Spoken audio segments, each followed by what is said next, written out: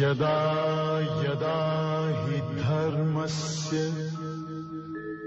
ग्लानिर्भवति भारत अभ्युत्थानम् अधर्मस्य तदात्मानं सृजाम्यहम् परित्राणाय साधूनां विनाशाय च दुष्कृताम् धर्म संस्थापनार्थाय संभवामि युगे युगे।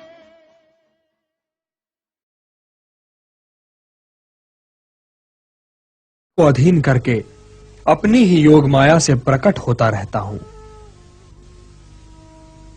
यदा यदा हि धर्मस्य ग्लानिर्भवति भारत अभ्युत्थानम् अधर्मस्य तदात्मानं सृजाम्यहम् परित्राणाय साधूनां विनाशाय च दुष्कृतां धर्म संस्थापनार्थाय संभवामि युगे युगे। हाँ पार्थ, मैं प्रकट होता हूं, मैं आता हूं। जब जब धर्म की हानि होती है तब तब मैं आता हूं, जब जब अधर्म बढ़ता है तब तब मैं आता हूं। सज्जन लोगों की रक्षा के लिए मैं आता हूं, दुष्टों का विनाश करने के लिए मैं आता हूं, धर्म की स्थापना के लिए मैं आता हूं और युग युग में जन्म लेता हूं। जय श्री कृष्णा। नमस्कार दर्शकों, मैं कौशल राज सिंह आप सबका बहुत बहुत स्वागत करता हूं। आशा करते हैं कि हमारे द्वारा लिया गया यह इंटरव्यू, दिव्यांग कन्या अंकिता दुबे का इंटरव्यू आप सबको बहुत पसंद आ रहा होगा। 15 वर्ष की कम उम्र में श्रीमद् भागवत गीता का संपूर्ण ज्ञान अर्जित करने वाली कन्या दिव्यांग कन्या अंकिता दुबे ने श्री कृष्ण के जीवन आदर्शों को अपने जीवन में उतारा। दिव्यांग कन्या अंकिता दुबे का कहना है कि भक्ति में ही शक्ति होती है। आपने इंटरव्यू के पहले एपिसोड में अंकिता दुबे के निजी जीवन के बारे में जाना और अब आप इस इंटरव्यू के दूसरे एपिसोड में जानेंगे कि अंकिता दुबे का श्रीमद् भागवत गीता और धार्मिक ग्रंथों की तरफ रुझान कैसे हुआ, कैसे उनका रुझान श्रीमद् भागवत गीता और हमारे हिंदू धार्मिक ग्रंथों की तरफ बढ़ा। अंकिता दुबे से अब आप जानेंगे। पहले तो आपने उनके निजी जीवन के बारे में जाना और अब आप इंटरव्यू के इस एपिसोड में उनके श्रीमुख से गीता जी का संपूर्ण ज्ञान आप सुनेंगे। और हमारे इस इंटरव्यू के इस दूसरे एपिसोड में आप सबका स्वागत करेंगे channel anchor Arjun Singh Rajput. Shridev TV देखने वाले सभी दर्शकों को प्यार भरा नमस्कार, यानी मेरा अर्जुन का। और हमने आपसे वादा किया था कि हम पिछली कड़ी में हमने बातचीत की है अंकिता दुबे से। बहुत विद्वान, बेहद प्रतिभाशाली, एक बेहद संजीदा, एक बेहद जीवंत दिव्यांग होते भी इन्होंने अपने जीवन में इन्होंने कभी हार नहीं स्वीकार की, कभी हार नहीं माना और जीवन के हर पथ पर अपने प्रतिभा से अपने मार्ग को उन्होंने परिवलित करते हुए, प्रशस्त करते हुए जीवन के इस मोड़ पर आ गए हैं। और दर्शकों, हमने आपसे वादा किया था कि अंकिता को हम 2 या 3 एपिसोड्स में लेकर के आएंगे। तो पिछले भाग में आपने अंकिता की पहली भाग सुनी, जिसमें कि हमने रामायण के बारे में, महाभारत के बारे में, संगीत के बारे में, उनकी रुचि के बारे में, उनके गीता ज्ञान के बारे में हमने बहुत सारी चीज बातचीत की। और अंकिता को हम दोबारा लेकर के आए हैं अपने चैनल श्रीदेव टीवी पर। और बहुत बहुत स्वागत है अंकिता आपका हमारे चैनल श्रीदेव टीवी पर। नमस्कार अंकिता, कैसे हैं आप? नमस्कार भैया, बहुत बहुत धन्यवाद। श्रीदेव टीवी देखने वाले सभी दर्शकों को भी हमारा प्यार भरा नमस्कार। हम बिल्कुल ठीक है। तो अंकिता, कितने उत्साहित हैं श्रीदेव टीवी पर आपका दूसरा भाग एपिसोड 2 आज हम लोग रिकॉर्ड कर रहे हैं। हम लोग आज सीधे जुड़ पा रहे हैं आपको। कैसा लग रहा है आपको हमसे मुखातिब होकर के? निश्चित तौर पर इस प्रकार आपके चैनल पर मुझे दोबारा आने का मौका मिला, मैं अपने आप को कृतार्थ महसूस कर रही हूँ, क्योंकि इस प्रकार लाइव जुड़ने का मुझे प्रथम अवसर आपके द्वारा दिया गया है। हम श्रीदेव टीवी के ऑनर्स और कौशल भैया और आपके भी हार्दिक हार्दिक आभारी हैं और बहुत बहुत धन्यवाद। मुझे बहुत ही अच्छा लग रहा है आपके साथ इस प्रकार जुड़कर। कौशल भाई का बहुत बड़ा योगदान है कि उन्होंने एक अच्छा प्लेटफॉर्म, एक चैनल तैयार किया जिस पर कि आप जैसे जो अद्भुत लोग हैं, बेहद प्रतिभाशाली लोग हैं, हम उनको भी अपने चैनल पर ला रहे हैं, उनसे बातचीत कर पा रहे हैं, उनसे सीधे जुड़ पा रहे हैं, उनके जीवन की दर्शन, उनके जीवन की दशा और दिशा जानने का प्रयास कर रहे हैं। हम भी अनुग्रहित हैं कि आप हमारे चैनल पर आए, हमारे लिए समय निकाला अंकिता, हम हृदय से अनुग्रहित हैं। अंकिता, हम एक चीज कहना चाहेंगे आपसे, एक चीज आपका विचार जानना चाहेंगे। श्रीमद् भागवत गीता जो कि महाभारत का भीष्म पर्व का 25वां से 42वां अध्याय है, उसमें बड़ा उसमें बड़ा ही एक अद्भुत कृष्ण ने बड़ा ही अद्भुत उन्होंने श्लोक कहा है कि सर्वधर्मान परित्यज्य माम एकम शरणम ब्रज अहम त्वा सर्व पापेभ्यो मोक्षामि मा शुचः। हे अर्जुन, तू सारे कर्तव्य कर्मों को छोड़कर तू सच्चे मन से, तू सच्चे हृदय से मेरी शरण में आ जा, मैं तुझे सारे पापों से मुक्त करके मैं तुझे मोक्ष का अधिकारी बनाऊंगा। तो जब ये वचन और कृष्ण के मुख से निकले वाले ये वचन जब आपने श्रीमद् भागवत गीता में सुने तो उसका कितना व्यापक प्रभाव पड़ा आपके व्यक्तित्व पर? देखिए, श्रीमद् भगवत गीता का प्रत्येक श्लोक कहे या एक एक अक्षर बिना प्रभाव डाले नहीं रह सका। अपने आप में प्रत्येक श्लोकों का एक अद्भुत ही महत्व है, परंतु ये जो गीता का सर्वधर्माम परित्यज्य वाला श्लोक है, यह निश्चित तौर पर वेदों, शास्त्रों, उपनिषदों का सार है। जब प्राणी सब ओर से हार जाता है, एकमात्र प्रभु के शरण में आ जाता है, तो वही पूर्ण प्रकाष्ठा की स्थिति होती है। उस स्थिति में वह कादर प्रेमी की भांति कह सकते हैं, पागल प्रेमी जो जिसकी अवस्थाएं होती हैं, उस प्रकार चारों ओर से हार के प्रभु को पुकारता है। भगवान श्री कृष्ण उस गति का वर्णन कर रहे हैं कि सब कुछ भूलने का मतलब ये नहीं कि हम सब कुछ भूल गए और कह रहे प्रभु मैं आपके शरण में आया हूँ। इतना कहने से काम नहीं चलेगा, आप कर्म के माध्यम से करके उस प्रवृत्ति तक पहुंचे। आप एक चीज का ध्यान दें कि सर्वधर्माम परित्यज्य भगवान लास्ट में ही क्यों कहा? वो पहले भी अर्जुन से कह सकते थे तुम सब कुछ त्याग कर मेरे शरण में आ जाओ, मैं तुम्हें पापों से मुक्त कर दे दूंगा, तुम युद्ध करो, ऐसा तो कर सकते थे ना, निश्चित तौर पे। परंतु उन्होंने लास्ट में क्यों कहा? इसका बहुत बड़ा आध्यात्मिक कारण है कि कर्म, ज्ञान, वैराग्य, संपूर्ण योग साधना को जानने के बाद ही प्राणी पूर्ण प्रेम की स्थिति तक पहुंचता है। और प्रेम का दूसरा रूप भक्ति होता है, पूरा भक्ति प्रेम में परिणित हो जाता है। प्राणी उस पागल प्रेमी की अवस्था पर पहुंच जाता है जहाँ ब्रज की गोपांगनाएं थी, क्योंकि भक्ति की जीती जागती मूर्तियां देखना हो तो ब्रज की गोपांगनाओं को देखो। भगवान वेद व्यास ने तो कहा यत् फलम नास्ति संतपना योगेन समाधि नाम तत् फलम सम्यक कलो केशव कीर्तनाथ। अर्थात जो फल, जो पुण्य कर्म करने से जो भी फल, जो परिणाम मुझे द्वापर, त्रेता अथवा सतयुग में मिलते, उसी जप तप यज्ञ का परिणाम जो हम अन्य युगों में पाते थे, उसको न करके यदि हम हरि नाम हरि कीर्तन करें तो भी कलयुग में सहज रूप से मिल जाएगा। गीता में जो प्रभु ने कहा सर्वधर्माम परित्यज्य, इस स्थिति तक पहुंचने का अर्थ यही है कि हम सब कुछ भूल करके भगवान के शरण में आ जाए। अर्थात ये कि जब हम कह दे प्रभु मैं आपका हूँ, मैं आपके शरण में आ जाऊं, तो दोबारा हमारे मन में किंचित मात्र भी संशय न रहे, यानी कि हर प्रकार से माता पिता गुरु सखा मान करके उनमें समर्पित हो जाएं। यह भावना सर्वधर्माम परित्यज्य का है।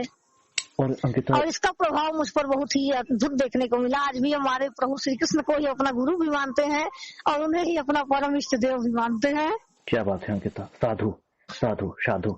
अंकिता, अर्जुन जो है, अर्जुन एक पूरे महाभारत के पूरे केंद्र बिंदु हैं, कृष्ण के सखा हैं, कृष्ण के भाई हैं, कृष्ण के मित्र हैं और भी कई रिश्ते हैं। कृष्ण की जो बहन है उनके पति हैं अर्जुन। हाँ, यस यस यस। तो अर्जुन किस चीज के प्रतीक हैं? अर्जुन साहब अनुराग के प्रतीक हैं। एक चीज ध्यान दें आप, अर्जुन के विषय में संत ज्ञानेश्वर ने अपने ज्ञानेश्वरी में लिखा कि अर्जुन उस स्थिति तक पहुंच गए थे जैसे एक राजहंस कीचड़ में फंसकर नहीं निकल सकता, वही अवस्था उस समय अर्जुन की थी। और भगवान श्री कृष्ण ने उन्हें उस मार्ग से निकलने का जो रास्ता बताया वो श्रीमद् भगवत गीता है। उस दलदल से जो भी निकलने का मार्ग प्रभु बताया वो गीता है। और वास्तव में भगवान श्री कृष्ण सतगुरु के प्रतीक है और अर्जुन अनुराग के प्रतीक है। संत ज्ञानेश्वर ने एक बात और कहा कि उन्होंने कहा सर्वो उपनिषदों गाओ दोग्धा गोपाल नंदन पार्थो अर्थ सुथी भोक्ता दुग्धा गीता द्वितम महत्व, यानी कि सारे उपनिषद गाय हैं और उन गायों के तनों से जो गीता अमृत रूपी दूध निकल रहा है वही श्रीमद् भगवत गीता है। और उस दूध को दोहने वाले स्वयं वासुदेव श्री कृष्ण जो नंद ग्वाले के पुत्र हैं, और अर्जुन बछड़ा है जो प्रभु के मदद से गीता अमृत रूपी दूध का रसास्वादन कर रहा है। तो अंकिता, अर्जुन कितना प्रभावित करते हैं आपको? अर्जुन से कितना प्रभावित है? अर्जुन के किस व्यक्तित्व से आप प्रभावित हैं? अर्जुन का क्या महत्व है आपके जीवन में? हमारे जीवन में अर्जुन का महत्व, क्योंकि महाभारत के संपूर्ण पात्रों में जैसा कि हम पिछले एपिसोड में बताए कि हमें पितामह भीष्म का जीवन शैली बहुत अच्छा लगता है जी। हम उनके पद चिन्हों पे चलते हैं। यद्यपि अर्जुन का भी अद्भुत प्रभाव हमारे लिए रहा है। भक्त की जो वास्तविक भावना होनी चाहिए वो हम अर्जुन से सीखे। जब अर्जुन ने सब कुछ त्याग करके कहा प्रभु शिष्यस्ते हम साधि माम त्वाम प्रपन्नम, मैं आपका शिष्य हूँ, आप मुझे ज्ञान दो और मैं आपसे पूछता हूँ कि क्या करूँ क्या न करूँ। ये अर्जुन की भावना जो थी, भक्त का प्रभु के प्रति जो समर्पण की भावना थी वो हम अर्जुन से सीखे। कृष्ण कहते हैं अर्जुन को कि हे अर्जुन, मेरे ही दिव्य दृष्टि से और मेरे ही प्रदान किए गए दिव्य दृष्टि से, दिव्य चक्षुओं से तू आज उस स्थिति को पहुंच गया है जहां पर बड़े बड़े सिद्ध पुरुष, बड़े बड़े सिद्धात्मा, बड़े बड़े ऋषि मुनि, तपस्वी और साधक नहीं पहुंच पाते हैं। करोड़ करोड़ युगों में कोई एक आध मेरी विशेष भक्ति, मेरी विशेष कृपा से वहां तक पहुंच पाता है। इसके बारे में आप क्या कहना चाहेंगे आप? बिल्कुल, प्रभु श्री कृष्ण ने बात अर्जुन से कहा जब सब कुछ बता दिया और भक्ति योग का वर्णन किए, उस समय भगवान श्री कृष्ण अर्जुन से यही बात कहे कि पार्थ, तुम आज जिस स्थिति को प्राप्त हुए हो, बड़े से बड़े योगी, बड़े से बड़े ज्ञानी, बड़े से बड़े ध्यानी, तमाम प्रकार की कृत्य करते हुए भी मेरे इस परम पद को नहीं प्राप्त कर सके और इस स्थिति तक नहीं पहुंच पाए। पार्थ, तुम बड़े भाग्यवान हो जो मेरे इस साक्षात दर्शन का तुम। हाँ बताइए अंकिता। Hello hello Ankita. कर रहे हो। निश्चित तौर पे यह सत्य था कि अर्जुन जिस स्थिति पर तक पहुंचे उस स्थिति पर निश्चित रूप से कोई नहीं पहुंच पाता। इस स्थिति तक या तो ब्रज की गोपांगनाएं ही थी जो प्रभु को नाच नचा देती थी। अर्जुन ने तो भगवान को पार्थसारथी बनने पर मजबूर कर दिया और गोपांगनाओं ने उन्हें नाचने पर मजबूर कर दिया। और अंकिता, बड़ा ही आपने गोपांगनाओं का, उन गोपियों का वर्णन करके मुझे बड़ा रोमांचित कर दिया है और उनके स्मृति मात्र से मेरे भीतर एक रोमांच और कंपन और स्पंदन का आविर्भाव हुआ है। एक बड़ा ही अद्भुत चरित्र, एक बड़ा ही अद्भुत व्यक्तित्व आया है कृष्ण के जीवन में, उद्धव जी। अरे वाह। और कृष्ण उद्धव जी को भेजते हैं अपना संदेश लेकर के, अपना पैगाम लेकर के गोपियों के पास। तो उद्धव के बारे में बताने का प्रयास करें। उद्धव को अपने ज्ञान का बड़ा अहंकार होता है। उद्धव के लिए हम एक सवैया लिखे हैं, उसे आप सुने। बिल्कुल बिल्कुल, हम सुनना चाहेंगे। धन्य घड़ी यह पावन क्षण जिस क्षण उद्धव आए ब्रजमंडल में, श्याम का संदेशा लेकर उद्धव आए हैं ब्रजमंडल में, श्याम को संदेशा लेकर उद्धव आए हैं प्रेम नगर में, ज्ञान को उद्धव प्रकाश छा बताते, प्रेम को तुच्छ भाव है कहते, प्रेम को तुच्छ भाव न कहते, ऐसे महाज्ञानी है उद्धव आए हैं प्रभु को संदेशा लेके। निश्चित रूप से उद्धव वही है जो ज्ञान को कहते हैं, ये वास्तविक है, ये पूर्ण प्रकाष्ठा है और भक्ति भाव को मानवीय भावना बताते हैं। ऐसे उद्धव जो ब्रह्म ज्ञानी है, ब्रह्म ज्ञानी मतलब निर्गुण निराकार ब्रह्म को मानने वाला, उस अवस्था पर पहुंचे हुए उद्धव ब्रजमंडल में आए हैं भगवान कृष्ण का प्रेम संदेशा लेकर। वास्तव में इसका सार यही है कि प्रभु उद्धव के माध्यम से भक्ति की महत्वता को सिद्ध करना चाहते थे कि वास्तव में भक्ति क्या है। सत्य बता रहे तो ज्ञान और भक्ति में विशेष अंतर नहीं है। ज्ञान में भी प्रकाश है, भक्ति में भी प्रकाश है, परंतु ज्ञान में जो प्रकाश है वो दीपक रूपी प्रकाश है और भक्ति में मणि रूपी प्रकाश है। दोनों में प्रकाश है, मणि में भी प्रकाश है, दीपक में भी प्रकाश है। परंतु काम, क्रोध, मोह, लोभ, इससे अहंकार के आंधी से दीपक का लौ बुझ जाता है और चूंकि भक्ति पर कोई प्रभाव नहीं पड़ता है, क्योंकि स्वामी तुलसीदास कहते हैं कि नारी कभी नारी के रूप को देखकर मोहित नहीं होती है, सो माया भी नारी है और भक्ति भी नारी है, सो माया पर भक्ति कैसे मोहित हो सकती है, क्योंकि पुरुष नारी को देखकर मोहित होता है। इसलिए ज्ञान माया पर मोहित हो सकता है, परंतु भक्ति मोहित पर मतलब भक्ति जो है वो कभी माया पर मोहित नहीं हो सकती। इसलिए प्रभु श्री कृष्ण उद्धव को निश्चित तौर पर भक्तिमय रस में डुबोना चाहते थे। बिल्कुल सही कहा आपने। और जैसा कि आपने थोड़ी देर पहले अंकिता आपने मुझसे कहा, अभी बड़ी अद्भुत बात कही आपने मुझे कि कृष्ण को आपने अपना गुरु भी माना है और आप उनको अपना इष्ट देव भी मानते हैं। दो रिश्ते हाँ। आपने कृष्ण के साथ आपने जोड़े हुए हैं। तो हाँ। अगर जीवन में कभी साधना, कभी तपस्या जीवन में जैसे चल ही रही है, लेकिन आप किस मार्ग से प्रभु तक पहुंचना चाहेंगे, भक्ति मार्ग से या फिर ज्ञान मार्ग से? देखिए दोनों मार्ग अद्वितीय है, अद्भुत है। गीता में प्रभु ने कहा, गीता इसलिए हम आपसे कहे निरपेक्षवादी ग्रंथ है, उसमें नहीं कहा कि भक्ति श्रेष्ठ है अर्जुन तुम भक्ति मार्ग पे चलो और कर्म जो है तुम्हारा ज्ञान जो है वो गलत है, ऐसा नहीं। प्रभु ने कहा दोनों मार्ग में तुमसे कहता हूँ पार्थ, जो तुम्हें उचित लगे करो, स्व विवेक से निर्णय लेकर तुम कर्म करो। नहीं, भगवान ने तो सारे मार्ग बता दिए ना, सारे मार्ग बताए, इसीलिए हमने कहा कि गीता निरपेक्षवादी ग्रंथ है। आप किस मार्ग पे जाना चाहेंगे? हम बता रहे हैं, प्रभु ने तो कह दिया कि लोके अस्मिन् विविधा निष्ठा बुरा प्रोक्ता मया न कर्म योगे न सांख्या नाम ज्ञान योगे न योगी नाम। तो हम निश्चित तौर पे भक्ति मार्ग पर ही चलना अपने आप में श्रेष्ठ कर समझते हैं। हमें लगता है भक्ति एक ऐसी अविरल गंगा है जिसमें बह करके हम सागर में समा सकते हैं। बिल्कुल। और अंकिता, कृष्ण का आपके जीवन में क्या रोल है? हमारे जीवन में प्रभु श्री कृष्ण का रोल, उनका रोल तो सबके जीवन में रहा है। सबही के नचावत राम बसाई नाचत नर मरकट की नहीं। तो हमारे जीवन में जो रोल रहा है यही रहा है। प्रभु श्री कृष्ण एक ऐश्वर्य युक्त राजा थे, ऐश्वर्यशाली उनका शान था। वही प्रभु श्री कृष्ण मुरली बजाकर गोपांगनाओं को नाच नचाते थे, तो वही प्रभु श्री कृष्ण पापियों के संहार हेतु शस्त्र उठाते थे। इसीलिए कहा गया जब शास्त्र विफल हो जाता है तब शस्त्र उठाना पड़ता है। योगेश्वर श्री कृष्ण चंद्र को भी महाभारत कराना पड़ता है। तो प्रभु श्री कृष्ण का जो जीवन है वो मेरे लिए बहुत ही प्रभावशाली रहा है। प्रभु जगत में रहते हुए जगत से परे हैं, उसी प्रकार हम भी संसार में रहते हुए संसार से परे होकर रहना चाहते हैं। बिल्कुल ऐसे ही जैसे कमल का पुष्प जल में रहता है परंतु जल का एक बूंद भी उसके पत्ते पर नहीं टिक सकता, यही आदर्श भगवान श्री कृष्ण दिखाए हैं और इसी आदर्श पर हम स्वयं चलना चाहते हैं। हमारी एक रचना भी है जीवन एक कला। बिल्कुल सुनाना चाहे, सुनाइए आप हमें। वो एक निबंध है, निबंध रचना है। अच्छा, निबंध रचना गद्य शैली में वर्णित है, जीवन एक कला उसका शीर्षक है। अच्छा, गद्य शैली में। और हाँ। अपने जीवन के बारे में, जिंदगी के बारे में और कभी कुछ आपने लिखने का प्रयास किया अंकिता, कभी को पद्य शैली में, कविता के रूप में? यस। जीवन को हम जिस मोड़ पे देखे, जैसा हम जीवन का दर्शन किए उस हिसाब से हम अपनी कविताएं लिखने का प्रयास किया। 8 लाइन की वो कविता है जिसमें जीवन के सार को हमने रखने का प्रयास किया।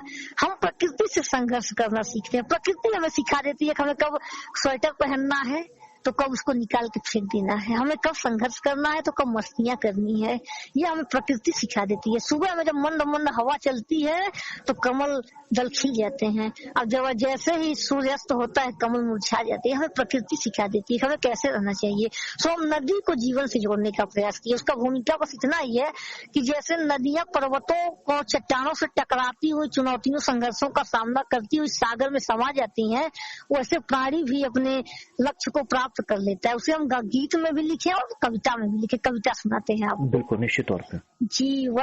जीवन में संघर्षों का दौर, एक प्रकार से मतलब जीवन जो है संघर्षों का दौर है, उसको हमें इस प्रकार लिखने का प्रयास किया कि जीवन है बहती हुई नदियों का किनारा, जीवन है बहती हुई नदियों का किनारा, बहती है इसमें संघर्ष चुनौतियों की धारा, बहती है इसमें संघर्ष चुनौतियों की धारा।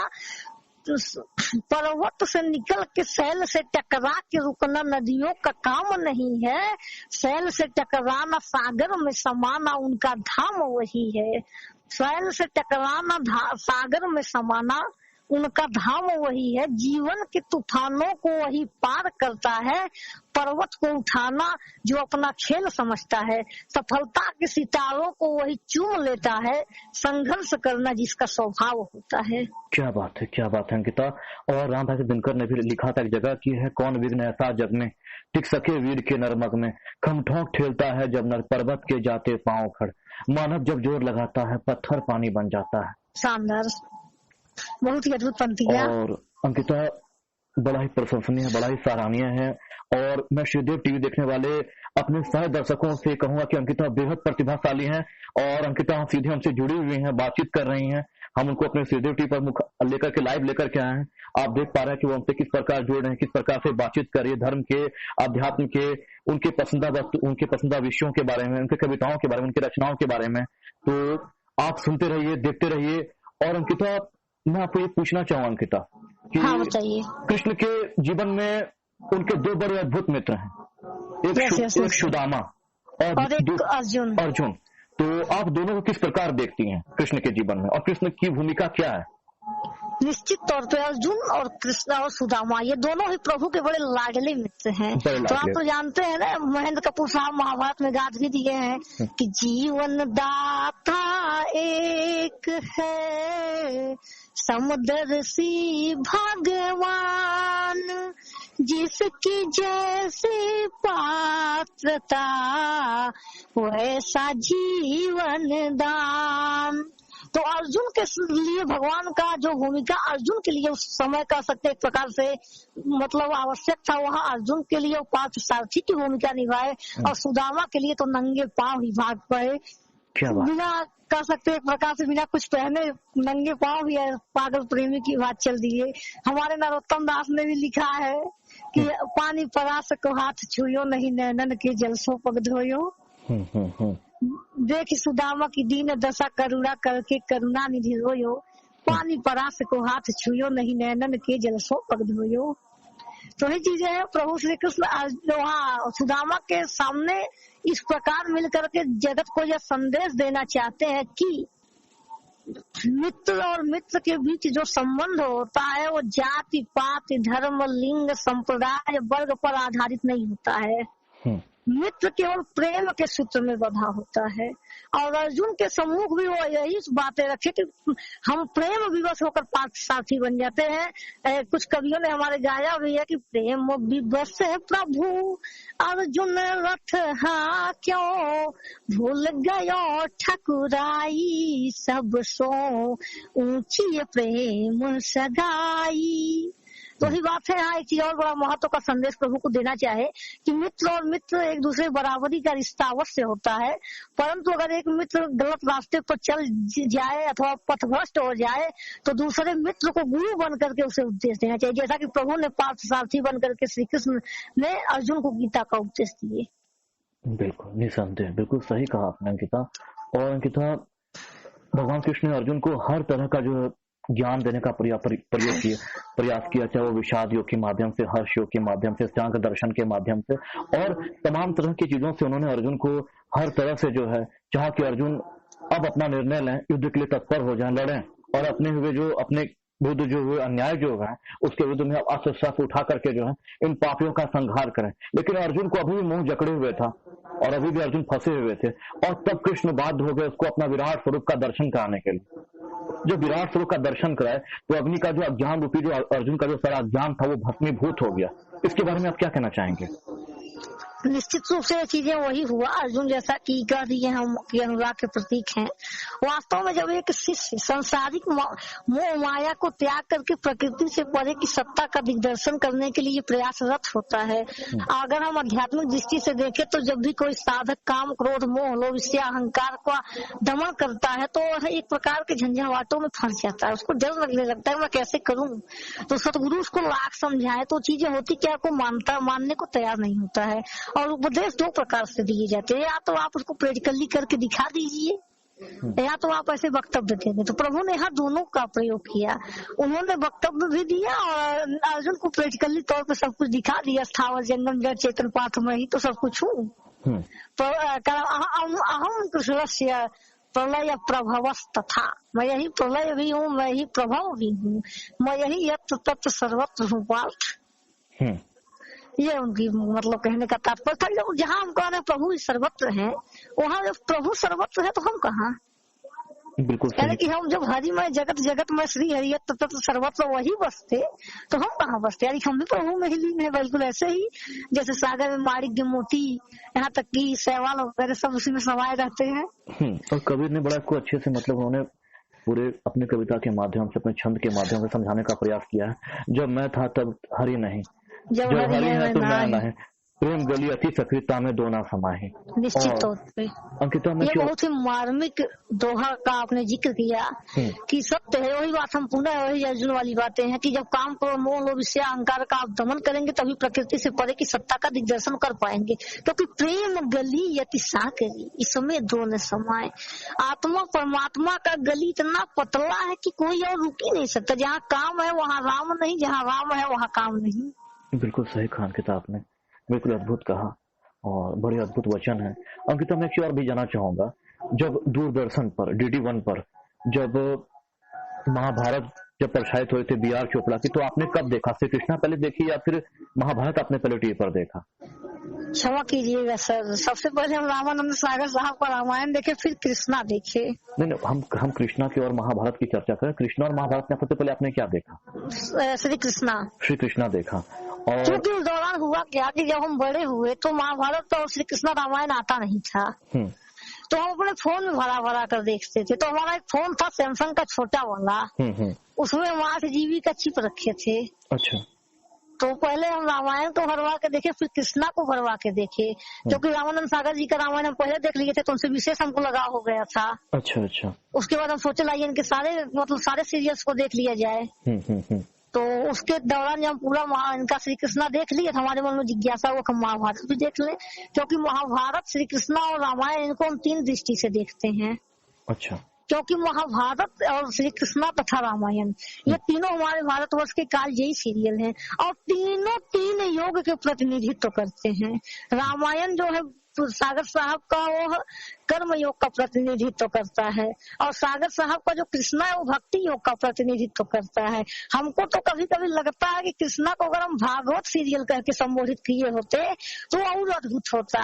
रामायण, भागवत और श्री कृष्ण महाभारत ये तीनों एक प्रकार से अद्भुत हमारे पौराणिक शो हो जाते। यद्यपि सागर साहब ने जो कृष्णा नाम दिया वो भी अद्भुत है, हम इसका सम्मान करते हैं। दूसरे बात हमें अपनी अभिलाषा बताए, क्योंकि हम कृष्णा को एक भागवत के रूप में देखते हैं। मुझे लगता है कि भागवत पढ़ना, कृष्णा देखना बात ही कही है। कृष्ण के रोल में 2 बड़े अद्भुत कलाकार, दोनों अतुलनीय, दोनों बड़े प्यारे, दोनों बड़े दुलारे। एक BR चोपड़ा के दुलारे निशित भारद्वाज जी और पापा जी रामानंद सागर के दुलारे प्यारे SD बनर्जी, शब्दमन बनर्जी। लेकिन आपको दोनों में से किसका किरदार ज्यादा पसंद आया अंकिता? जैसा होता क्या है कि आप पहली बार जिसको देख लेते हैं उसी का इमेज ज्यादा दिल और दिमाग में छपता है जी। यद्यपि दोनों कलाकार अपने आप में अतुलनीय है, अद्भुत हैं। सर्वरमन उपमा परे कैसे करें बखान। नीतीश भारद्वाज है अति अनुपम, कहते उन्हें प्रणाम। क्या बात है, क्या बात है। और बलदेव राज चोपड़ा की जो महाभारत बनी, BR चोपड़ा, रवि चोपड़ा की जो महाभारत बनी, उसमें गीता बड़ा संक्षिप्त में दिखाया गया, 2 एपिसोड में खत्म कर दिया गया। लेकिन पापा जी का जो रामानंद सागर का जो श्री कृष्णा के अंतर्गत जो महाभारत युद्ध की जो पृष्ठभूमि में जो दिखाया गया श्रीमद् भागवत गीता, वो काफी लंबा था। तो ज्यादा प्रभावशाली असर किसने छोड़ा आपके व्यक्तित्व पर? हम तो सागर साहब को गीता देखकर ही गीता को याद करना शुरू किए थे, सही बता दे तो। अच्छा। क्योंकि उसमें अर्जुन और श्री कृष्ण के बीच लगभग 100 श्लोकों का संवाद था और गागर में सागर भरने का प्रयास हमारे प्रभु, हम तो रामानंद सागर को ही प्रभु भी कहते हैं क्योंकि वो एक अवतारी पुरुष थे। 100 श्लोक जब मुझे याद हो गया तो हम सोचे लाओ सारा गीता याद करें, 100 श्लोक याद करके क्या करेंगे, पूरा याद कर लेते हैं। तो हम पूरा याद कर लिए थे वो रामानंद सागर साहब का ही गीता देखकर। अच्छा। यद्यपि नीतीश भारद्वाज वाला भी अद्वितीय था, क्योंकि महाभारत और श्री कृष्ण पहले बताए कि महाभारत ज्ञान योग का प्रतिनिधित्व करता है और जो क्या नाम है श्री कृष्ण भक्ति योग का प्रतिनिधित्व करता है। क्योंकि रामानंद सागर जी भागवत को ध्यान में मद्देनजर रख करके या ध्यान में रख करके श्री कृष्ण का निर्माण किए थे। उनका मानना था पूरे भारतवर्ष को हम प्रेम की गंगा में डुबो दें, उस हिसाब से उन्होंने बनाया और अद्भुत प्रयास उनका रहा। निश्चित रूप से आप भी अगर भागवत महापुराण को पढ़े या तो श्री कृष्ण को देखे तो आपको लगेगा कि जगह जगह पर भक्ति रस का ही तान छेड़ा गया है। जीवन का अलग अलग आयाम है अंकिता, जीवन के अलग अलग क्षेत्र हैं और जीवन के हर क्षेत्र में हमें कृष्ण बड़े सुगंधित दिखाई पड़ते हैं, बिल्कुल सुगंध से भरे हुए और हर रस है उनके भीतर। लेकिन कृष्ण का वो कौन सा रस है जिसने आपको सबसे ज्यादा आपको छुआ, स्पर्श किया? हमें सबसे ज्यादा प्रभु का रस, वाह क्या बात है।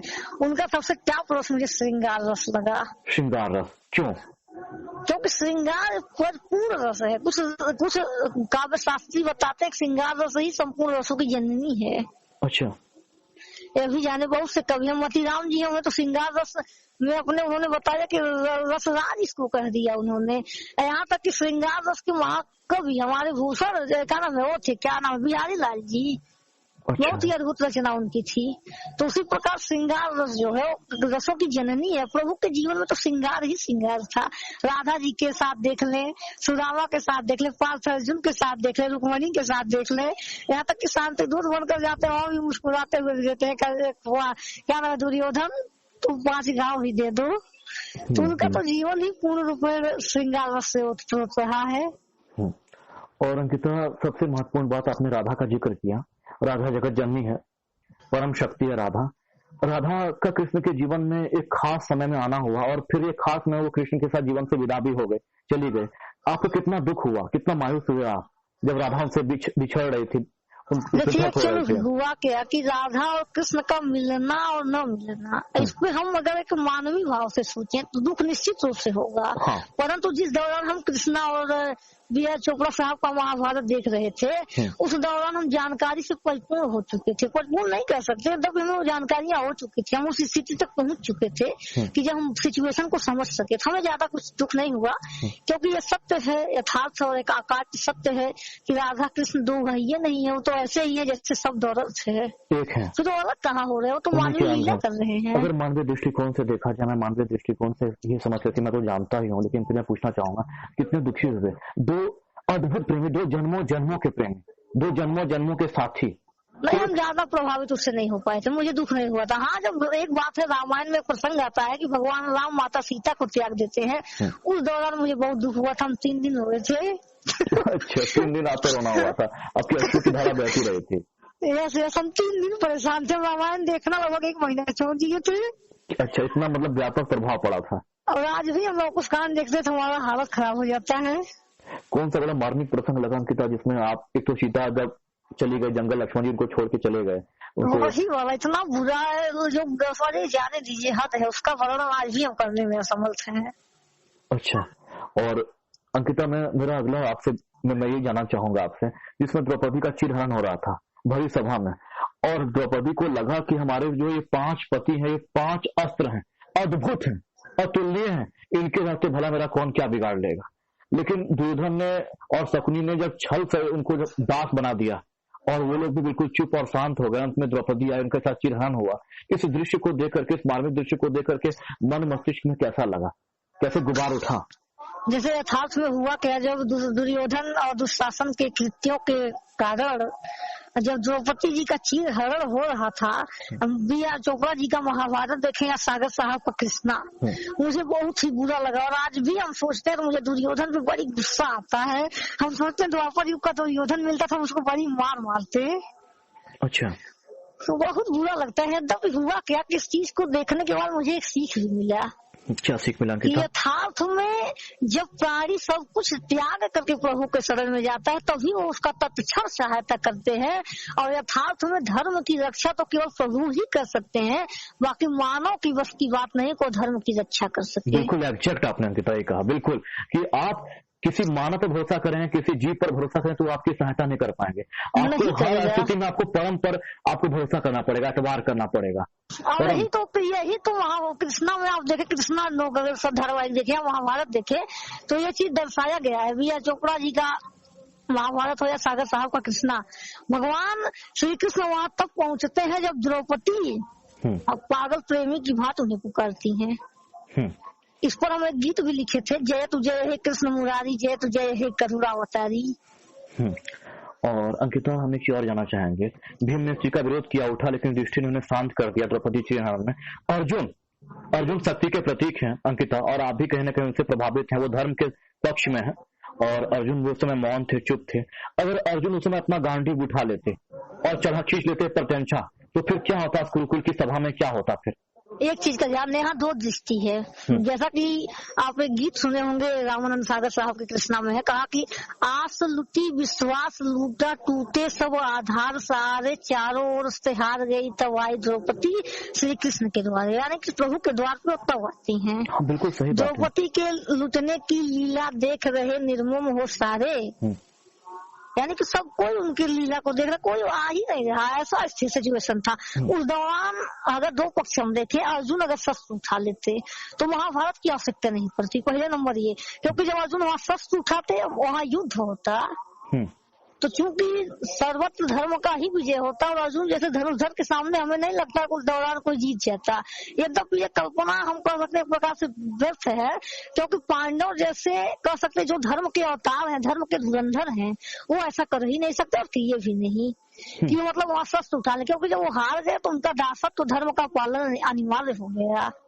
और बिल्कुल सही कहा अंकिता। और मैथिली शरण गुप्त जी ने अपने जो कविता है भारत उन्होंने जयदत्त में लिखा है, जयदत्त में मैथिली शरण गुप्त ने, अन्याय सहकर बैठ जाना यह महादुष्कर्म है, अन्याय सहकर बैठ जाना यह महादुष्कर्म है, न्यायार्थ अपने बांधव को भी दंड देना धर्म है।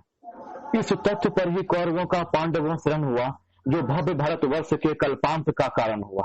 और जिस समय अर्जुन और कर्ण के मध्य में युद्ध हुआ महाभारत के समय, महाभारत युद्ध के समय, वो अद्भुत युद्ध था।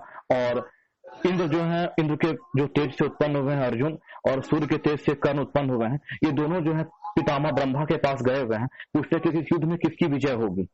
और ब्रह्मा जी बड़े अच्छे से कहते हैं कि यतो धर्म ततो कृष्ण, यतो कृष्ण ततो विजय। वाह वाह वाह, कि जहाँ पर धर्म है वहीं पे कृष्ण है, और जहाँ पे कृष्ण है वहीं पर सत्य है, वहीं पर सत्य है, वहीं पर विजय है। यही तो गीता में संजय ने भी कहा कि यत्र योगेश्वर कृष्णो यत्र पार्थो धनुर्धर तत्र श्री विजयो भूति गोवा नीति मतिर ममा।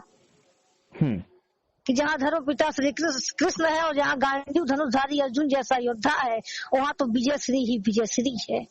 और अंकिता, गीता के एक एक श्लोक जो है वो हीरे मोती में तोलने के बराबर है। भगवान श्री कृष्ण ने अपने मुंह से जो है अर्जुन पे गीता के श्लोकों को आप हीरे मोती में तोलेंगे। हम तो कहते हैं गीता गायन दुर्लभ ऐसे, दुष्कर गणना श्वास सम जैसे, गीता का यूं गायन करना, गागर में यूं सागर भरना। बिल्कुल बिल्कुल। गीता सर्व ग्रंथों में शोभित ऐसे, सर्व नक्षत्रों मध्य चंद्र हो जैसे।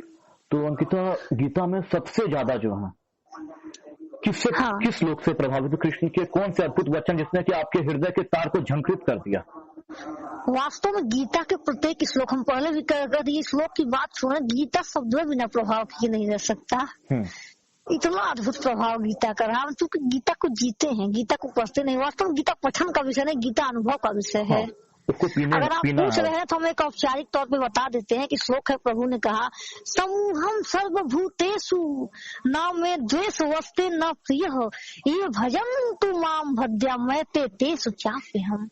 हे अर्जुन, न मुझे किसी से द्वेष है, न कोई मुझे अति प्यारा है, परंतु मैं उसमें, परंतु हे पार्थ, मैं सदा सर्वदा संभाव रखता हूँ और मैं उसमें रहता हूँ जो मुझ में रहता है, जो मुझे भजता है वो मेरा है और मैं उसका हूँ, यद्यपि संपूर्ण भूतों में मेरा संभाव है। ये श्लोक मुझे बहुत अच्छा लगा। और जब भगवान श्री कृष्ण जब अर्जुन को गीता का दिव्य उपदेश दे रहे थे, उसमें राजयोग का भी एक जिक्र आया था कि हे अर्जुन, मैंने ये राजयोग की शिक्षा आज से आदि काल में जो है मैंने सूर्य को दिया, और सूर्य ने अपने पुत्र वैश्वत मनु को दिया, मनु ने अपने पुत्र इक्ष्वाकु को दिया। चौथे अध्याय में है। और धीरे धीरे बहुत दिनों तक ये धरती पर फैल गए, लेकिन बहुत कालों से ये धरती लोग से लुप्त हो गई है राजयोग का ज्ञान। तू मेरा प्रिय भक्त और सबसे प्रिय सखा है, इसलिए मैं पुनः तेरे माध्यम से राजयोग की शिक्षा जो है पूरे जगत को देना चाहता हूँ। तो अर्जुन वहाँ पे प्रश्न खड़ा करते हैं। अर्जुन कहते हैं कि आपने अभी भी कहा कि आपने राजयोग की शिक्षा आदि काल में सूर्य को दिया, तो अति प्राचीन है, जबकि आपका जन्म तो अर्वाचीन अभी हाल का, आपका जन्म तो आधुनिक काल में हुआ है, तो आपने ये श्रीमद् भागवत गीता का जो ज्ञान है सूर्य को कैसे दे दिया? तब कृष्ण कहते हैं, जहाँ पे लिखा कि भगवान उवाच, भगवान ने कहा, भगवान श्री ने कहा, परम ने कहा, और भगवान कहते हैं कि हे अर्जुन, मेरे और तेरे अनंत अनंत जन्म हो चुके हैं, तुम सारे जन्मों को नहीं जानता, लेकिन मैं उन सारे जन्मों को जानता हूँ, क्योंकि तू मनुष्य और मैं परमात्मा हूँ। तू प्रकृति की तरह उत्पन्न हुआ एक मनुष्य है और मैं अपनी योग माया को धारण करके प्रकट होता रहता हूँ। तो कृष्ण बड़ी अद्भुत बात कहते हैं अंकिता, बड़ी अद्भुत बात कहते हैं, बड़े अद्भुत बात उठाते हैं कृष्ण। कृष्ण कहता है कि मैं ही परमात्मा हूँ, मैं ही समस्त भूतों का ईश्वर हूँ। कृष्ण तो यहाँ तक कहते हैं कि अर्जुन, तू या और भी जो लोग हैं संसार में जो कई देवी देवताओं को भजते हैं, असल में वास्तव में मैं उनकी भक्ति को उन देवी देवताओं के प्रति स्थिर कर देता हूँ और परोक्ष रूप से फल भी मैं ही देता हूँ। कृष्ण ये कहते हैं कि सब कुछ मैं ही हूँ। और गीता के ज्ञान में जब वो दिव्य ज्ञान देते हैं अर्जुन को और अपने दिव्य विराट स्वरूप का दर्शन करते हैं, तो कृष्ण कहते हैं कि मैं समस्त लोकों का नाश करने वाला महाकाल हूँ। ये जो अरबों खरबों सृष्टियां तू देखता है, ये प्रतिपल मेरे मुख से अरबों खरबों सृष्टियां जो प्रकट होती रहती है, सृजन होती रहती है, और मेरे ही मुख में ये अरबों खरबों सृष्टियां अनंत अनंत सृष्टियां विलीन होती रहती है। जब चाहता हूं बना देता हूं, जब चाहता हूं मिटा देता हूं। ये सारी सृष्टि मेरे केवल संकल्प मात्र से जो है उसी से कायम है। तो उसके बारे में अंकिता क्या कहना चाहेंगे? कृष्ण का जो व्यक्तित्व है, बड़ा विराट व्यक्तित्व, कृष्ण ने खुल करके कहा कि मैं ही परमात्मा हूं, मैं ही समस्त भूतों का ईश्वर हूँ। तो आप क्या कहेंगे? वाह वाह वाह, आपके इन कह सकते अद्भुत वचनों से हम धन्य हुए। वास्तव में आप अपने कम समय में गीता का 4वां अध्याय, 7वां अध्याय, 10वां अध्याय, इन तीनों का एक साथ जिक्र कर दिया। 8वां अध्याय भी छूता नहीं रहा, जहाँ भगवान ने कहा यम यम यम यम, यानी कि जैसे जैसे जिसकी जैसा श्रद्धा होता है मैं उसके अनुरूप उस देवता के प्रति श्रद्धा भाव भर देता हूँ। बहुत अद्भुत, वाह क्या व्यक्तित्व है, बोलने का अद्भुत कौशल आपका रहा है, बहुत ही शानदार। क्या बोलने का तरीका है, क्या कहते हैं बोलने में अति कुशल। अरे नहीं अंकिता, बस मैं जानता तो आप कृष्ण को इतना, कृष्ण का इतना अलग अलग आयाम है, इतना अलग अलग द्वार है, इतने अलग अलग व्यक्तित्व है, 16 कलाओं से पूर्ण है। हमने उनको पूर्ण अवतार कहा, हमने उन्हें कहा कि वो परम चैतन्य है। तो और उन्होंने अपनी किसी भी चीजों को दबाया नहीं, छिपाया नहीं। राम ने अपनी 4 कलाओं को छिपा लिया, उन्होंने प्रकट नहीं किया, बिल्कुल मर्यादा में रहे। कृष्ण ने सारे मर्यादाओं को भंग कर दिया, सबको खंडित कर दिया, तोड़ दिया। प्रेम में बहे तो प्रेम में ही बह गए, भक्ति में डुबाया तो भक्ति में डुबा दिया। अर्जुन को जब ज्ञान देने की बात है तो ज्ञान का ऐसा ऐसा प्याला, ऐसा ऐसा अमृत कण छिड़का कि अर्जुन जैसा व्यक्तित्व जो है कि ज्ञान की गंगा और यमुना में नहा गए, समाहित हो गए, और लगा कि क्या क्या व्यक्तित्व कृष्ण का। तो कृष्ण जैसा व्यक्तित्व अगर आपके जीवन में आ जाए तो आप क्या करेंगे अंकिता?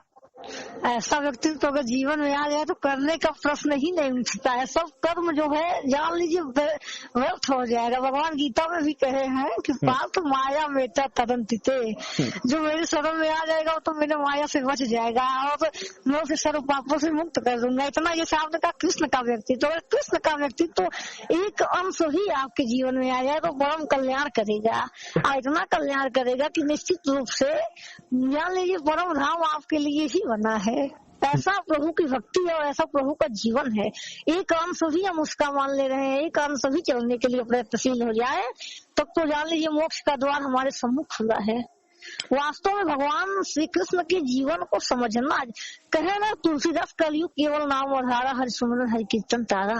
हम उनके पथ पर न चले तो भी कोई बात नहीं, उनके नाम का संकीर्तन ही बड़ा अद्भुत है। जैसा कि हम भागवत का जिक्र अभी इसके पहले किए कि यत् फलम नास्ति संतपना योगेन समाधि नाम तत्फलम सम्यक कलो केशव कीर्तनाथ, यानी कि जप तप यज्ञ करने से जो फल हमें द्वापर त्रेता और सतयुग में प्राप्त होता था वही फल कलयुग में हरि नाम हरि कीर्तन करने से ही मिल जाएगा। तो प्रभु का नाम ही जब धन्य है तो नाम रूप लीला धाम में चारों जब आपके जीवन में आएंगे तो करने का प्रश्न कहा है। वहाँ तो प्राकृतिक सारे कर्म आपके लिए है ही नहीं, वो सारे कर्म आपसे छूट जाएंगे, क्योंकि गीता में कहे भगवान श्री कृष्ण यज्ञार्थ कर्म ही वास्तविक कर्म है, बाकी जितने कर्म है वो लोक बंधन के कारण है। यज्ञार्थ कर्मणो नेत्र लोको यम कर्म बंधन तदर्थम कर्म कौन्तेय मुक्त संगा समाचार है। वहाँ प्रकृति के सारे बंधन ध्वस्त हो जाएंगे और कर्म की सारी मर्यादा विखंडित हो जाएगी और आप परमानंद सुधा रस का रसास्वादन करेंगे। क्या बात है अंकिता, क्या बहुत अद्भुत आनंद आ रहा है अंकिता आपसे साक्षात्कार करते हुए, आपका साक्षात्कार लेते हुए। मैं भी परमानंद का एहसास, इस अनुभूति, इस ज्ञान की गंगा में मैं भी स्नान कर रहा हूँ। लगता कृष्ण मेरे सामने बिल्कुल प्रकट है और हम और आप बैठे हैं अंकिता, और कृष्ण बिल्कुल हमारे मध्य में बिल्कुल बैठे हुए हैं और हमारी बातों को भी बड़े ध्यान पूर्वक सुन रहे हैं और हम पर मुस्कुरा भी रहे हैं कि देखो कैसे ये लोग चर्चा कर रहे हैं। तो सब लोग साक्षी हैं अंकिता। और कृष्ण जीवन में कहते हैं ना, कृष्ण का बड़ा अद्भुत उपदेश है कि कृष्ण कहते हैं मांगो ही मत, क्योंकि जिसने तुम्हें जन्म दिया वो तुमसे ज्यादा समझदार है, उसे अपनी समझदारी मत बताओ। तो कृष्ण का व्यक्तित्व बड़ा अद्भुत है। तो अंकिता कृष्ण के बारे में जो आपने कुछ अद्भुत जो रचनाएं लिखी हो, अगर वो आपकी स्मृतियों में इसमें धड़क रहा हो, कौंध रहा हो, तो आप सुनाने की कृपा करें, बताएं, सुनाएं हमें। प्रभु श्री कृष्ण के लिए जी जो भी हमारी रचना, एक हम तुलनात्मक रचना लिखे हैं राम और कृष्ण दोनों को समेट कर। बिल्कुल सुनाइए आप, हम बिल्कुल सुनना चाहेंगे उसको। बिल्कुल सुने। राम कृष्ण दो एक है, दोनों ही भगवान एक मर्यादा सिंधु है, दूजा प्रेम प्रधान है प्राणी, दूजा प्रेम प्रधान। कृष्ण प्रभु वर्णन परे कैसे करें बखान, शब्द हमारे मौन है, प्रभु को सादर प्रणाम। क्या बात है, क्या बात है। और अंकिता, मेरा अगला सवाल आपसे ये है, मैं बड़ा ही एक अजीब सा सवाल पूछने जा रहा हूँ, और दर्शक आप लोग बड़े ध्यान पूर्वक सुने, श्रीदेव टीवी के सारे दर्शक, कि मैं अंकिता से बड़ा मेरा अद्भुत सवाल है। अंकिता, आपका हाँ बताइए। आपका कॉलेज में पहला दिन है, आप कॉलेज जा रहे हैं और आप अपने घर से निकले हैं कॉलेज जाने के लिए, महाविद्यालय जाने के लिए, और रास्ते में बिल्कुल कृष्ण आ जाए, बिल्कुल कृष्ण आ जाए आपके सामने। प्रश्न थोड़ा लीक से हटकर के ऑफबीट प्रश्न, लेकिन मैं फिर भी आपका विचार जानना चाहूंगा। अवश्य अवश्य बताएं, बिल्कुल बताएं। कृष्ण आपके हाथों को बिल्कुल पकड़ लें, थाम लें आपके हाथों को और कहें, चलो पुत्री, बहुत हो गया, बहुत पहले संसार में, चलो मैं तुझे जगाने के लिए आऊं, मैं तुझे जिंदा करने के लिए आऊं, चल मेरे साथ, चल, छोड़ यहाँ पर, चल निकल, चल मेरे साथ। तो फिर क्या तुम क्या करोगे फिर अंकिता, क्या करेंगे? निश्चित तौर पर देखिए, बहुत ही मार्मिक प्रश्न आप पूछे हैं। हाँ, इसमें यहाँ दो दृष्टिकोण है। प्रथम तो ये कि हम मतलब एक विद्यार्थी हैं और एक मतलब कह सकते हैं पारिवारिक संबंध है, हमारे पिता हमारे माता है। यद्यपि आप जानते हैं कि सारे रिश्ते प्रकृति से उत्पन्न होते हैं। यदि हम दार्शनिक दृष्टिकोण से सोचे या मानवीय दृष्टिकोण से, तो हमारा एक निरपेक्ष भाव है कि जब प्रभु मिल जाए तो बाकी बंधन रह ही नहीं जाते, उनके दर्शन मात्र से ही जीवन धन्य हो जाएगा। और ये पढ़ना लिखना, सारे कृत्य, माता पिता का सेवन, नाना प्रकार के जो कर्म हम करते हैं वो तो वही ध्वस्त हो जाएंगे। और प्रभु चलिए साहब, बिल्कुल हम तो चलेंगे ही, क्योंकि गीता में जो भगवान ने कह दिया, यज्ञार्थ कर्मणो नित्य लोको यम कर्म बंधन। यज्ञ पे यज्ञार्थ मतलब यज्ञ में आहुति देना नहीं, हवन कुंड बना के स्वाहा बोले नहीं। गीता में यज्ञ का मतलब है कि समर्पण के भाव से कर्म को करना, यानी कि इष्ट के प्रति समर्पित होकर के जो कर रहे हैं वो प्रभु की कृपा है, फल की इच्छा त्याग कर कर्म करना समर्पण का भाव है। और वही समर्पण भाव हमें प्रभु तक पहुंचाता है। सारे कृत्य जब उन्हीं के लिए हैं और वही आकर मुझसे कहें कि अब चलो बहुत हो गया, तो हम बताइए क्यों रुकेंगे यहाँ पे। बिल्कुल सही कहा आपने, बिल्कुल ठीक कहा।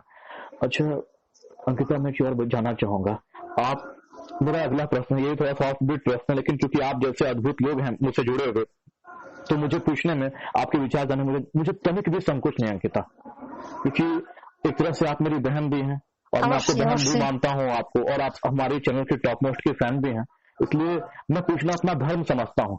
आप महाविद्यालय जा ही रहे हैं, रास्ते में हैं, अग्रसर हो चुके हैं जाने के लिए, और एक तरफ कृष्ण मुरली बजाते हुए आपके दाहिने तरफ खड़े हो जाएं और बाएं तरफ शक्तिपति भगवान शिव खड़े हो जाएं, और दोनों पुकारें, दोनों बोले, आओ पुत्री मेरी तरफ आओ, और वो कृष्ण कहें कि आओ इधर आओ, तो फिर आप किसका चुनाव करेंगे? अरे बहुत ही आश्चर्यजनक प्रश्न आपने पूछा। दोनों ही परम प्रभु हैं, किसके शरण में जाएंगे? परंतु गीता में तो भगवान कह दिया तो सर्वत्र मैं यही सब कुछ हूँ। तो अगर मेरे अंदर निष्ठा है, प्रेम है, प्रेम पूरी भावना है, भगवान ने गीता में अभी कहा, प्रभु अर्जुन तुम यह जान लो कि मुझ वासुदेव श्री कृष्ण के अतिरिक्त इस संसार में दूसरा कोई नहीं है।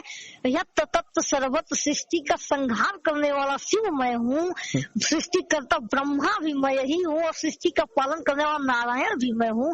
ऐसा जिस अवस्था पर तुम पहुंच जाओगे उस दिन निश्चित तौर पे तुम परम गति को प्राप्त हो जाओगे। तो जब दोनों ही आ जाए तो निश्चित रूप से हो न सकता हमारे एक ऐश्वर्यवाद जो वेदों में है ना, एक ऐश्वर्यवाद, प्रभु उसकी परीक्षा लेना चाहते हैं और दो रूप में प्रकट होकर के, कि देखते हैं इसके अंदर कितना एक ऐश्वर्यवाद है, द्वैतवाद है कि अद्वैतवाद है।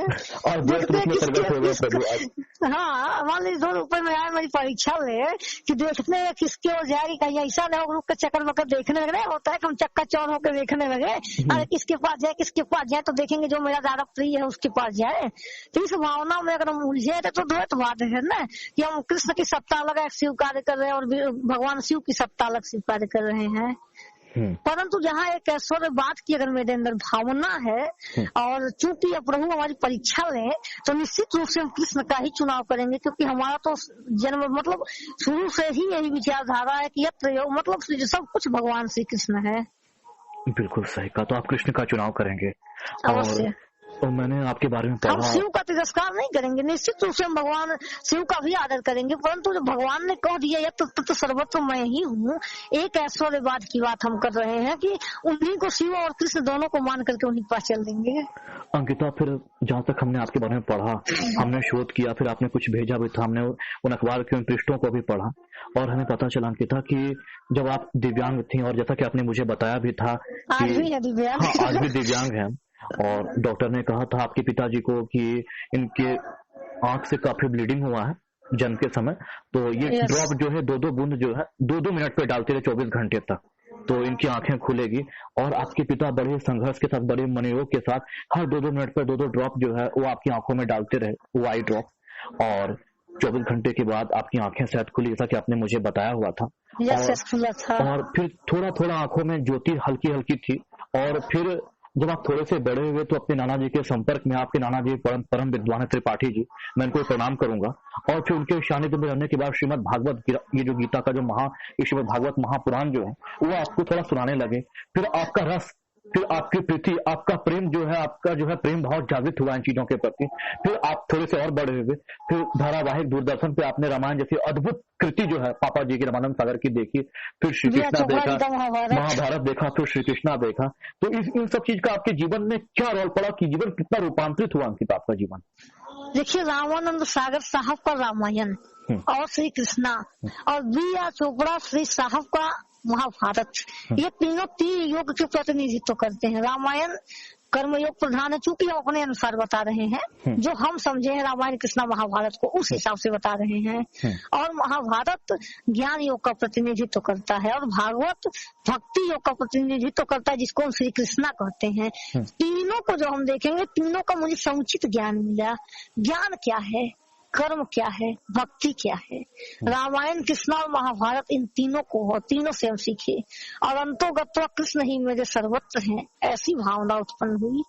बिल्कुल सही, कृष्ण वंदे जगत गुरु, कृष्णम वंदे जगत गुरु, वसुदेव सुतम देवम कंसव चारुर्मर्दनम देवकी परमानंदम कृष्णम वंदे जगत गुरु। गुरु। पूरे जगत के गुरु हैं, और यही हुआ रावण के साथ। रावण थे और रावण तपस्या कर रहे थे शिव की, और शिव प्रकट हो गए, और पीछे से विष्णु ने कहा रावण को कि रावण, मैं तुम्हें मोक्ष प्रदान करूंगा, तुम मेरी बात मान लो।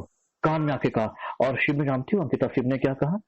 शिव ने कहा कि सुनो रावण, इनके चक्कर में मत पड़ना, तुम जो मांगोगे मैं तुम्हें वही दूंगा। तुम छोड़ो मुक्ति की बात, मोक्ष की बात ही छोड़ो, तुम जो कहोगे मैं वही दूंगा। और रावण बड़े पेश में पड़ गए। ये निराकार ब्रह्म जो है, भगवान जो है द्वैत रूप में प्रकट हो गए, और विष्णु के रूप में कहा कि मैं तुम्हें मोक्ष दूंगा, और शिव ने कहा रावण को कि तुम जो मांगोगे मैं वही दूंगा। और रावण बड़ी दुविधा में, असमंजस का शिकार हो गए, फंस गए, संक्रमित हो गए, और रावण ने विष्णु को हाथ जोड़ करके, प्रभु आप साथ छोड़ दीजिए, आप प्लीज साथ मेरा छोड़िए, मैं शिव के शरण में जाऊंगा। शिव बड़ी अद्भुत बात उठा रहे, शिव कहते हैं कि जो मांगोगे वही देंगे, तो मुझे शिव की तरफ जाने दीजिए। और उन्होंने शिव का चुनाव किया। आप रहते तो आप किसका चुनाव करते हैं अंकिता? यही इस प्रश्न का हम उत्तर दे चुके हैं आपको। फिर भी मैं दोबारा पूछना चाहूंगा, आप मोक्ष का चुनाव करते, आप मुक्ति मांगते, निर्वाण मांगते, या आप शिव के कहे अनुसार जो चाहते वही होता?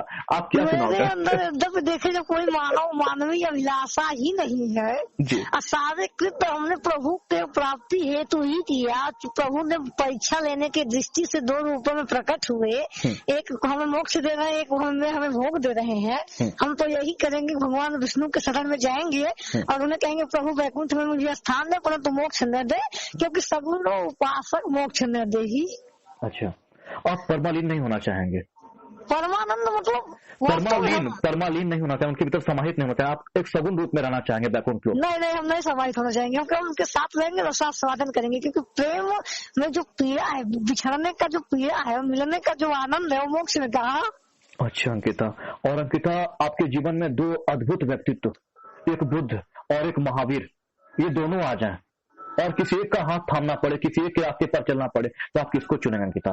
देखिए, प्रत्येक प्राणी हमेशा एक ही जगह पे चलता है, क्योंकि अगर आप ही हमारी जगह पे हो, एक नदी में 2 नाव रखा हो और दोनों रिक्वेस्ट करें कि साहब आप मेरे नाव पे बैठो, तो क्या आप करेंगे? एक नाव पे एक पैर रखेंगे, एक नाव पे एक पैर रखेंगे, डूब जाएंगे साहब। तो वह तुम्हें जाने का तो प्रयास कर रहा हूँ। प्रत्येक प्राणी अपने जीवन में एक ही मार्ग का चुनाव करता है, जिससे वो विशेष प्रभावित होता है। हाँ। उसी मार्ग का वो चुनाव करता है, जिस यही विधि उसकी मनोदशा होती है, जिससे जैसा वो प्रभावित होगा वैसे लिखेगा। जैसे सूरदास हमारे थे कृष्ण के लिए लिखते हैं कि चरण कमल बंदो हरिजाई, प्रभु आपके चरण ही महान है। और तुलसीदास जी कह रहे हैं कि क्या नाम है, वो तो कह रहे हैं मेरी निष्ठा चातक के समान है, क्योंकि एक भरोसा, एक बल, एक आस विश्वास, एक राम घनश्याम हित चातक तुलसीदास। और कबीरदास कह रहे हैं सगुण निर्गुण ब्रह्म को महान सिद्ध करके कि क्या नाम है, पंडित बात बदनते झूठा, राम कहा दुनिया गज पायो, खार कहा मुख मीठा। ईश्वर तो एक ही है, लेकिन बहुबात सब वर्णन कर रहे हैं। श्लोकों में भी कहा, वेदों में भी कहा कि एको हम बहुश्यामी।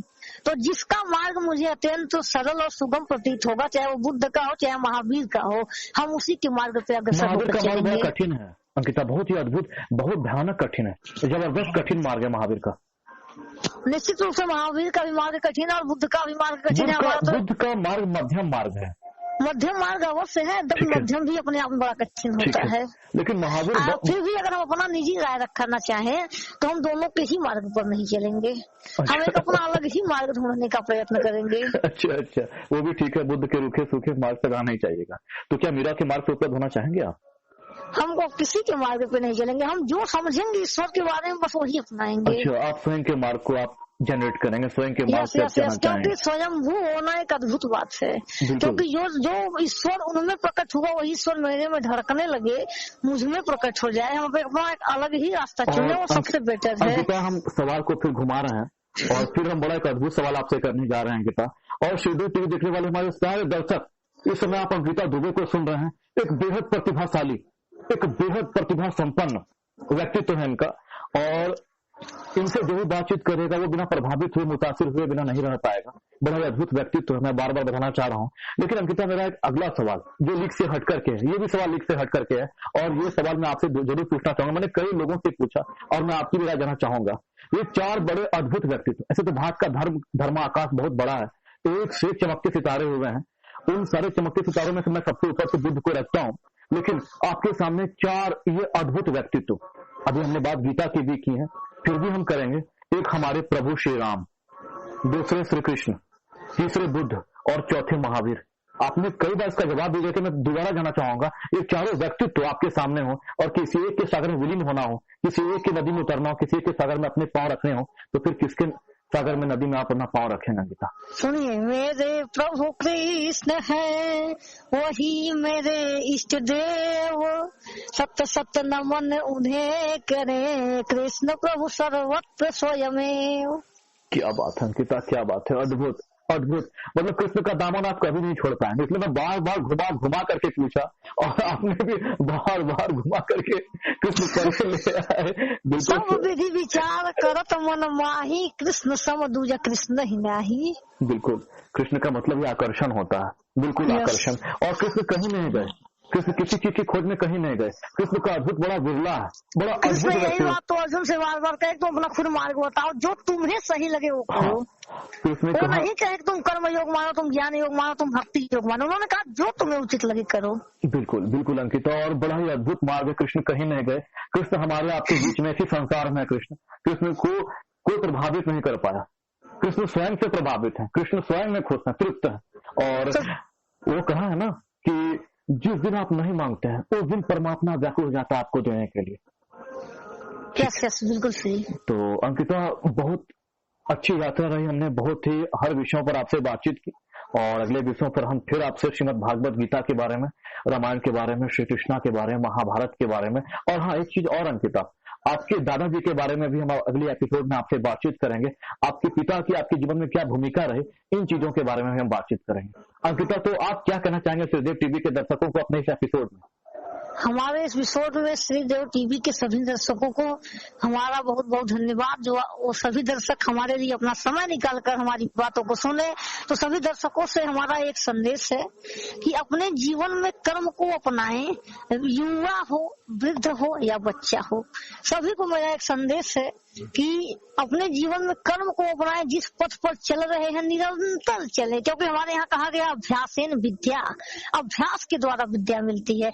आप प्रकृति प्रकृति से ही सीखें। एक नदी का पानी होता है और एक तालाब का पानी होता है। परंतु क्या श्रीदेव टीवी के सभी दर्शकों आप बताएं, क्या आपने कभी सोचा है कि तालाब का पानी गंदा क्यों होता है और नदी का पानी स्वच्छ क्यों होता है? इसका एक उत्तर, सहज उत्तर है कि जो तालाब का पानी है वो एक दरी रुका होता है, स्थिर होता है। और चूंकि नदियां हमेशा गति करती हैं, इसलिए स्वच्छ और साफ रहती हैं। सो सभी दर्शकों को हमारा एक संदेश है कि कर्म में प्रवृत्त होए, निष्ठा और श्रद्धा के साथ कर्म करें, निरंतर करें, अभ्यास, सतत अभ्यास करते रहें, कभी थके नहीं, कभी रुके नहीं, और हमारे भारतवर्ष को पुनः एक बार विश्व गुरु बनाए। और सभी दर्शक जो भी लोग हमारी बातों को सुन रहे हैं, वो तालाब न बने, वो नदियां बने, एक दिन अवश्य वो सागर रूपी मंजिल को प्राप्त कर लेंगे। बहुत बहुत धन्यवाद। और अंकिता, श्रीदेव टीवी पर आपको कैसा लगा करके, जो हमने आपसे बातचीत की, कैसा लगा आपका साक्षात्कार करना? ये हमारा प्रथम प्लेटफॉर्म है इस प्रकार सार्वजनिक तौर पर बात करने का। ये तो मेरे लिए एक प्रकार से इतिहास है, हम इसे कभी नहीं भूलेंगे। मुझे बहुत ही अच्छा लगा, क्योंकि मेरे साथ प्रथम मौका है, और प्रथम मौका का ही बात नहीं है, प्रथम अवसर का बात ही नहीं है।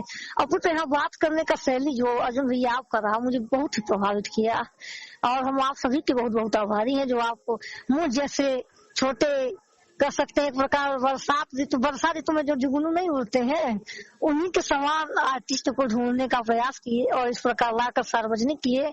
इसके लिए हम आपका बार बार आभार व्यक्त करते हैं और सादर प्रणाम करते हैं। बहुत बहुत धन्यवाद, हार्दिक आभार आपका। अंकिता, हम बहुत आभारी हैं कि आपने हमारे चैनल के लिए समय निकाला, हमसे बातचीत की, बहुत अद्भुत आनंद आया। अंकिता, हम अभी आपसे विदा ले रहे हैं, लेकिन आपसे एक अनुरोध करना चाहें अंकिता, अपने चैनल के माध्यम से, कि अगली बार जैसे हम अगला एपिसोड लाएं, तो हम चाहें कि अपने सारे कविताओं के साथ आप तैयार रहिए, और उन सारे रचनाओं को, उन सारे कविताओं को हम सुनेंगे, क्योंकि उनको सुनने मात्र से एक जबरदस्त स्पंदन, एक वाइब्रेशन हमारे भीतर होता है। तो हम चाहें कि वो सारी कविताओं, वो सारी रचनाओं को हम अपने श्रोताओं तक, अपने दर्शक, श्रीदेव टीवी के सारे दर्शक तक अलग अलग प्लेटफॉर्म पर हम देखिए पहुंचा भैया, सकें। हम पूर्ण रूपेण इस बात के लिए वचनबद्ध होते हैं कि जो भी रचनाएं हम सुना पाएंगे सुनाएंगे, क्योंकि मेरी बहुत सी रचनाएं हैं, हजारों गीत है, हजारों कविताएं हैं, तो एक साथ सुनाना संभव नहीं, परंतु जो भी मार्मिक रचनाएं होंगी, लोक प्रेरक रचनाएं होंगी, उन्हें हम इस चैनल के माध्यम से जरूर प्रस्तुत करेंगे और अवश्य ही लाएंगे। बिल्कुल अंकिता, और हम चाहें कि उन सारे जो प्रासंगिक रचनाएं हैं और हम सुनेंगे, आपसे अपने श्रोताओं तक पहुंचाएंगे,